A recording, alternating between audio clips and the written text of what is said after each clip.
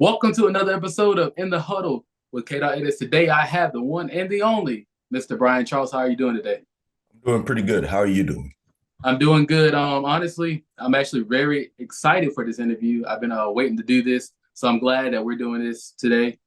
So I do want to go ahead and start off. I do want to go and ask, can you tell me a little bit about yourself, about when you started playing football and do you do any other sports or anything? Um, I started playing football when I was pretty young, like 6, 7 years old. So I've been playing football with a lot of my teammates Okay. since that age. So it's been a pretty long time. I also play basketball and do track and field. Okay. I do know about track and field. Obviously, I do believe that you did make it to the regional round, right? Yes. Okay. Yes, sir. Can you explain to me, how did that went and everything like that?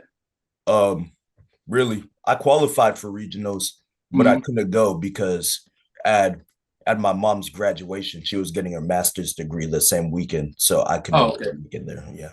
That's totally, acceptable. I do want to ask this question. So knowing that you couldn't qualify, I mean, that you couldn't participate in track and field this year, what are your goals for this year of track? Um, my goal is to make it to states and hopefully medal in one of my events. Okay. All right. So we're going to go to the subject of football now. So can you actually explain to me what a typical practice for you is? Um, Typical practice for me and everyone at Cape Fear is before practice, we Mhm. always make sure to get taped. Like we meet up with our trainers, make sure everything's in order, make sure our gear's all in check. Going into practice, we we have a little like 15 20-minute period where we warm up everything. We do a few of the drills that we're going to be working throughout the practice, and will meet with our offense and defensive coaches, see Okay. what the expectation for that day is, and then we'll Okay. go into team period Okay. in which we'll work with the entire group. Okay. I do want to ask this question. I was strolling through Twitter today and I did see that you received another offer. Can you tell me about that offer, about that school, that college? Yeah, I received an offer from Carnegie Mellon. It's up in Pennsylvania, I believe. Okay. So they've been really keeping in contact with me, talking to me about like academics. It's one of those schools that are like Ivy League equivalent. They have good academics. It sets you up for life after football. Okay. I do know that we are in actually a tropical storm as we speak, as right now. So how did that affect practice for today? Today we really had to shift our schedule. Like all of our other practices for this week got canceled. Like we had the scrimmage with Scotland County on Friday. That got moved to next Wednesday, I believe. Okay. And today we couldn't practice on the field because with the threat of it raining and all that. So we had Yeah. to kind of improvise, go in the parking lot. We're planning on going in the gym if it started raining, but luckily we didn't have to deal with any of that.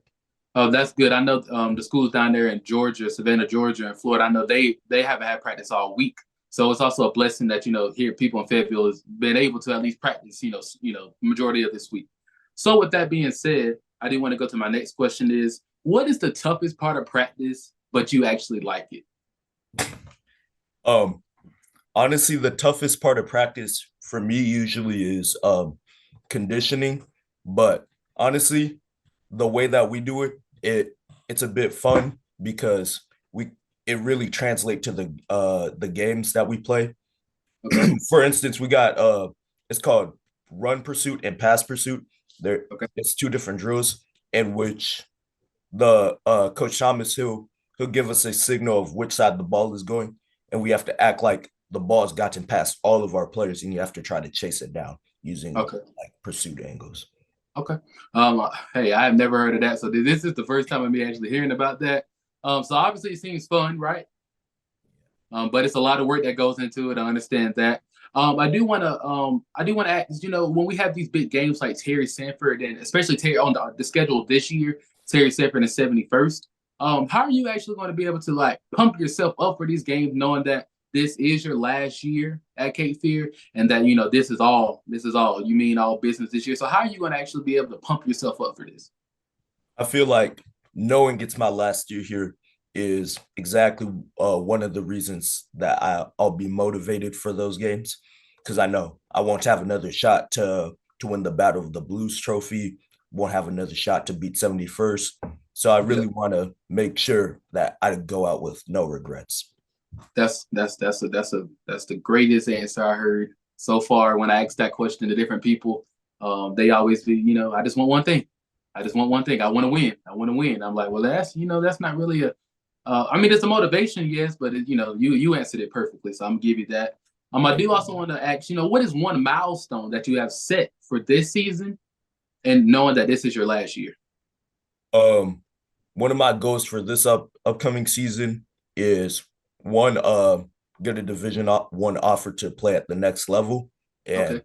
and two, I really want to try to break the school record for tackles in a season. Okay. What is the school record? Do you know that off the top of your head? I'm not sure. I'm having Coach Thomas look for that right now. Okay. He's All looking for right. it. Yeah. Honestly, when I do the interview with Coach Thomas, very very soon, I'm gonna try to get that set up. I'm gonna talk to him about some key players, and so I do want to go right into some of the team questions that I have for you. Is who do you believe leads the defense? Really, I think Kamari Faison is the vocal leader of the defense. He Okay. he really, well, honestly, the vocal leader of the team. He always Okay. makes sure to get everyone focused and on track. But I feel like we got some non-vocal leaders like Marquand and myself. We kind Okay. of we kind of try to lead by example. We don't really say too much outright to the entire team. Okay. Do you believe that you yourself is a leader on the defense? Um, I would say so. I've been playing for about 3-4 years now in varsity. So Okay. I feel like a lot of those guys know they could turn to me if they have any questions with. So I do know that you play linebacker for Cape Fear, right? And Yeah. so how has the linebackers been improving since last season? Um, I feel like the linebackers have been improving quite a lot as of recently. Like we were all playing linebacker last year. Okay. A few of those guys, Aiden Leonard and William Wicklin, they were playing backup to some of our starters. So Okay. obviously they couldn't play as much. So just getting that experience is helping them a lot. Okay. I do want to ask this question. As far as next year, once you leave, do you think anybody's going to be able to not only be as good as you, but basically be like another one of you, but not actually be you? Um, Position wise, I feel like Aiden Leonard, Okay. he's gonna be one of those guys that could step up in my spot. Okay. But overall wise, like player, just like the best that you can be. I feel Okay. like Geronimo Sanchez is really gonna break out and he's gonna be one of the best players in the state, really. Okay. Hey, that's good. So I do know that you come from I know your brother played Brandon Charles, right? He played football as well for Cape Fear. And I know that, he has been helping you with training and, ever since, he left and when he was playing and everything like that. So it's always good to have good family that's willing to help you get, improve and improve and improve. So that's also a good thing. So I do want to ask, what are the coach expectations for this upcoming season?